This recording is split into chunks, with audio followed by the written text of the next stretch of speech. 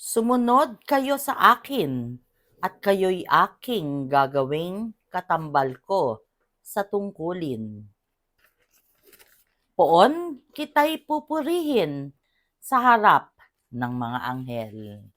Mapagpalang araw ng ikalimang linggo sa karaniwang panahon, pinupuri at pinasasalamatan ka namin, Panginoon. Maraming salamat po sa araw na ito.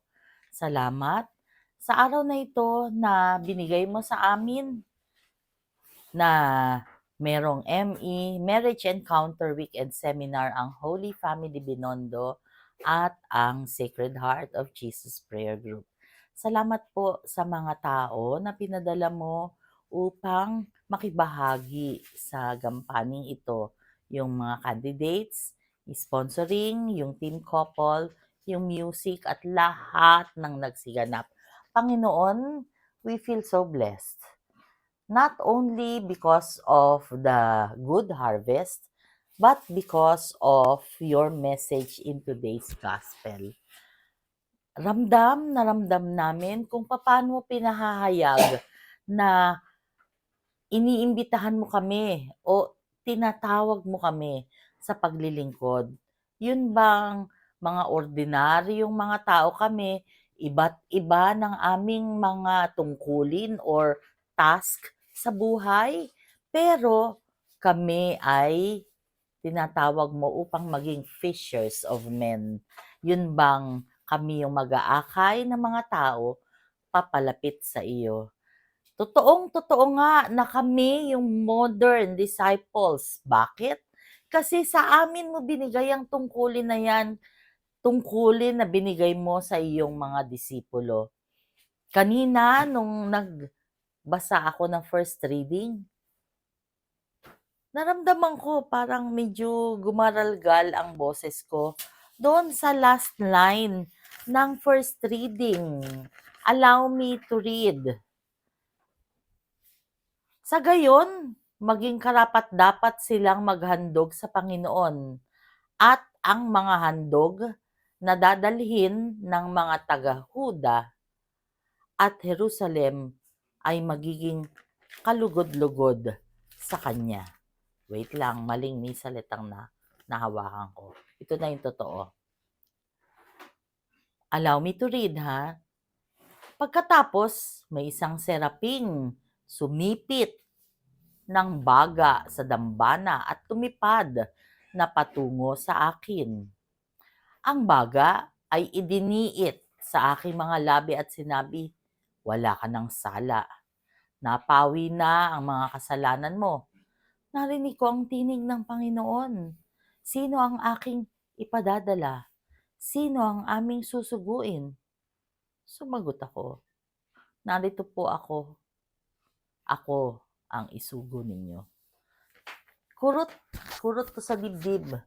Una, katatapos lang uli ng eleksyon, ninais namin na mag-let go na sana at hindi na magpaboto.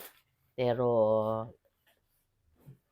dito kami, parang ito yung mensahe na kami po, isugo mo po kami because we will respond to that call. Sa paglilingkod, hindi naman po kami tumatanggi, Panginoon, pero alam namin na napakarami pa ang ibibigay mong assignments. Kaya naman, kami ay isinusuko namin ang aming buhay sa paglilingkod. Pero kalakip ng paglilingkod na yan ay ang mga krus na aming pasan-pasan. Si Madel may sakit, si Lorraine may sakit, may problema kami sa aming tirahan, may apo na may dinaramdam, kami merong sakit. Alam niyo yun bang all of us have different concerns. All of us have different tasks in life. Pero iisa ang tawag sa atin ng Panginoon na lahat tayo ay maglingkod sa Kanya. Lahat tayo ay magpatuloy ng work na inumpisahan ni Jesus. Lahat tayo ay maging instrumento na ang mga taong hindi naniniwala at hindi nagtitiwala sa Panginoon, tayo yung mag-akay sa kanila. Kagaya ng 9+1 na candidate ng Holy Family Binondo at 9+1 na candidate ng Sacred Heart of Jesus Prayer Group sa ME Weekend Seminar na ito.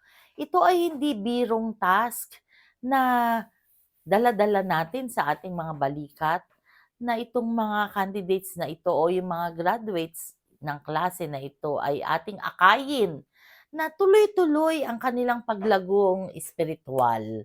At nawa, hindi tayo ang maging dahilan na sila ay mapagod, manghinawa, o magduda sa promise ng Panginoon na hindi sila pababayaan. Kaya nga yung ating pagwi-witness, yung ating pagsasabi ng mga experiences natin na ang pinagbabanduhan natin is kung paano tayo minamahal ng Panginoon ay napakahalaga. Akala nyo ba na basta-basta na lang yan? Yan ay isang bagay na dapat nating sinasambit palagi kung ano yung pagtatangi at pagpupuri natin sa Panginoon kasi lahat tayo may concern, lahat tayo may problema, lahat tayo may pinagdadaanan, kanya-kanyang kwento. Pero yung Diyos, hindi tayo pinipili lang. Lahat tayo pantay-pantay. Lahat tayo minamahal.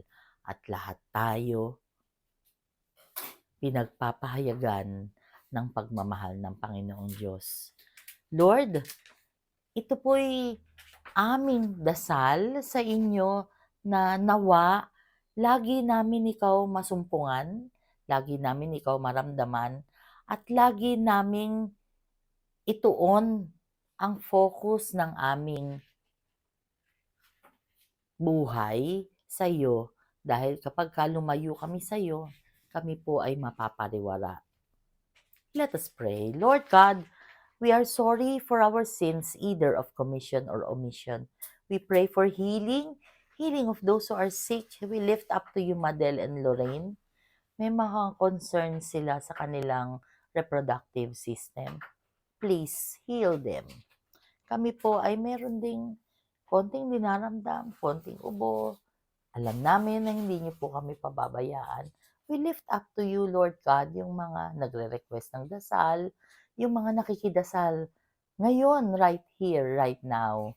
We lift up to you all those who have concerns, all those who have problems.